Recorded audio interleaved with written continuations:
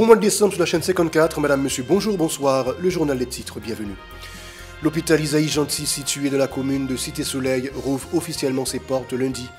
La cérémonie a été présidée par le ministre de la Santé, Dr Dickinson Lord Blema.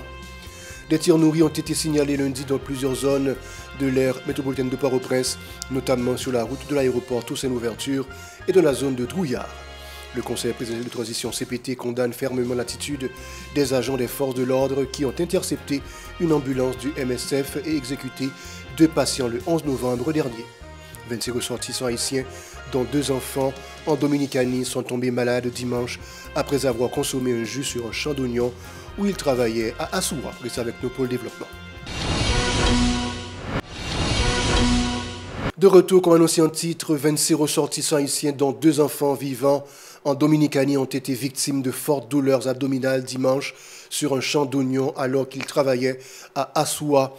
L'ambassade d'Haïti en Dominicanie a informé que cet incident serait lié à la négligence d'un employé qui aurait servi aux travailleurs un jus contenu dans un récipient toxiqué. Selon l'ambassade, ces Haïtiens ont été transportés d'urgence à l'hôpital. Elle a affirmé qu'une enquête sera menée en collaboration avec les autorités dominicaines pour élucider les circonstances de cet incident. Le CPT a fermement condamné l'intervention brutale d'agents des forces de l'ordre contre une ambulance de Médecins sans frontières MSF transportant des blessés vers un hôpital. Dans un communiqué, le CPT a rappelé que les ambulances sont considérées comme des espaces protégés par les lois humanitaires demeurés inviolables.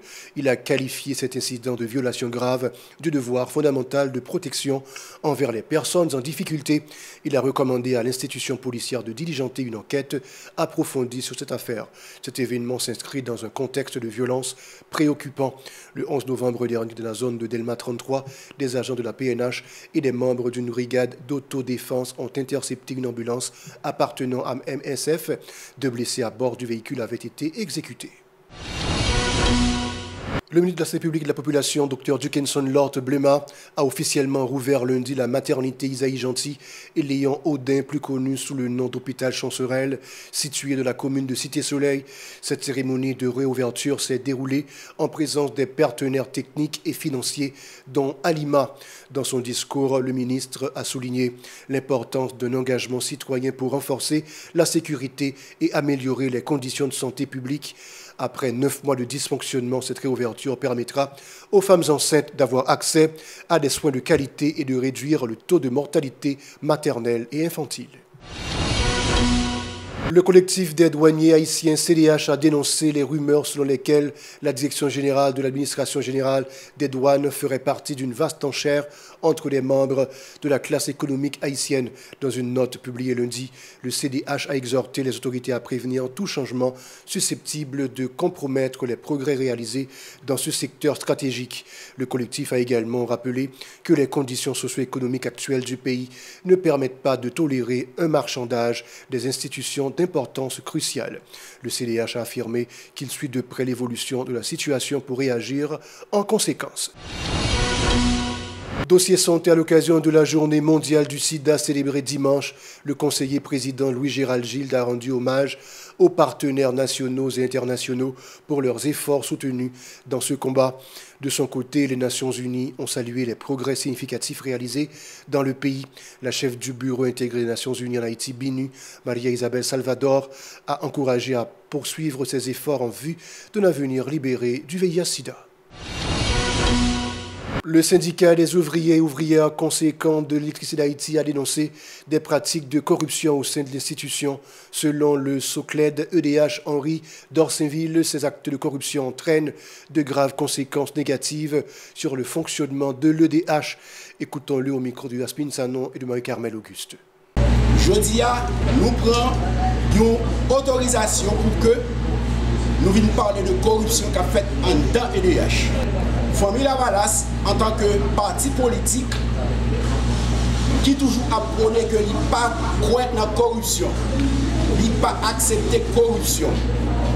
Et je dis à Famille Lavalas, à travers une série de membres qui fait partie du directoire là, trouvé une corruption avec Jean-Hérol Moroz, qui est directeur général EDH. Puis devant, nous avons le ministre Osti, lui-même tout qui trempait dans le pot de verre avec CPTA pour que il fait corruption pire. Depuis 2022, nous avons gommé contre le système ça. Administration Jean-Hérol Moroz là. Nous prenons l'USCC comme institution sérieuse. Nous présentons devant non premier temps 34 cas de corruption alors que le directeur USCC a décidé de sortir un seul cas de corruption qui c'est 22 millions de gouttes que le caissier a été volé. Moroz fin craser le pays, il fin craser EDH. Il a crasé le magasin EDH. Il a pillé tout ça qui est dans EDH. Et je dis à EDH réduit en rien. À l'occasion de la deuxième édition du Cénacle des journalistes à Jacmel, samedi, l'agente exécutive intérimaire de la commune a abordé la responsabilité cruciale des médias dont la communauté diagnostique de la presse haïtienne et planification de son avenir a été retenue pour thème de cette activité. Écoutons-la au micro de notre correspondant au sud-est de Saint-Jean-Paul-Léon. Je prends la parole aujourd'hui dans le cadre de cette deuxième édition du Cénacle des journalistes, placée sous le thème diagnostic de la presse haïtienne et planification de son avenir. En tant qu'ancien journaliste, cette rencontre revêt une signification toute particulière pour moi. Avant de servir ma communauté comme mairesse, j'ai eu le privilège de porter ce fardeau qu'est la presse, un métier noble, exigeant et indispensable.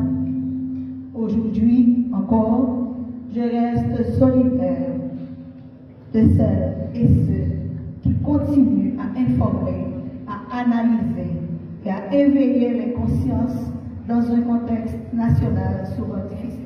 Son discours de circonstance, David Danize, le Justal du Cénacle, a mis l'accent sur l'importance de la liberté de la presse, un droit garanti par l'article 28 de la Constitution haïtienne. Ses propos.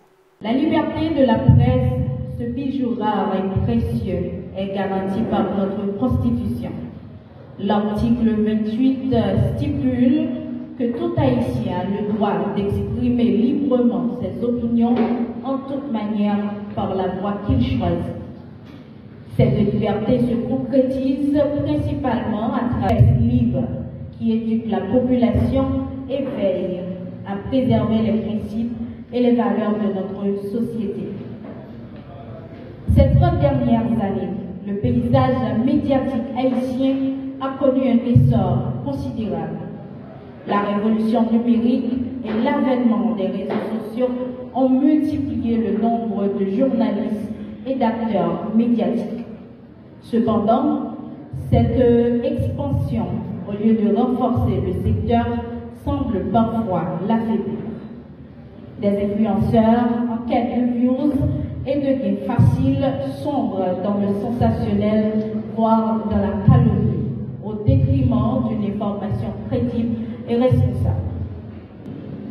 Insécurité, les menaces, intimidations, agressions physiques, voire assassinats sont monnaie courante sans que justice ne soit rendue aux victimes.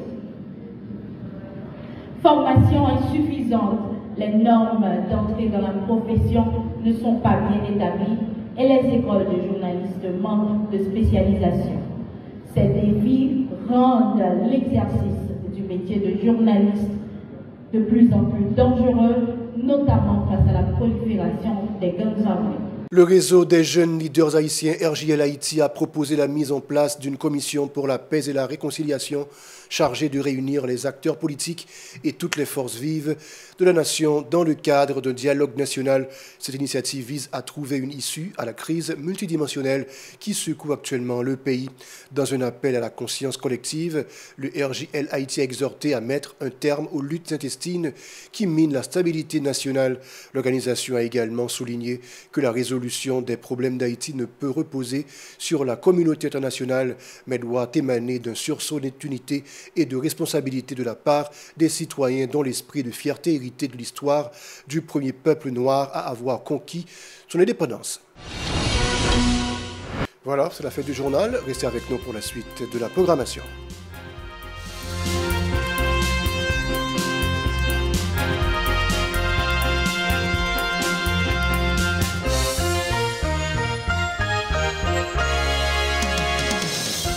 Si vous jugez que cette vidéo est intéressante, n'hésitez pas à liker et partager la vidéo. Et surtout, n'oubliez pas de vous abonner à cette chaîne et activer la cloche de notification pour ne pas louper aucune de nos vidéos.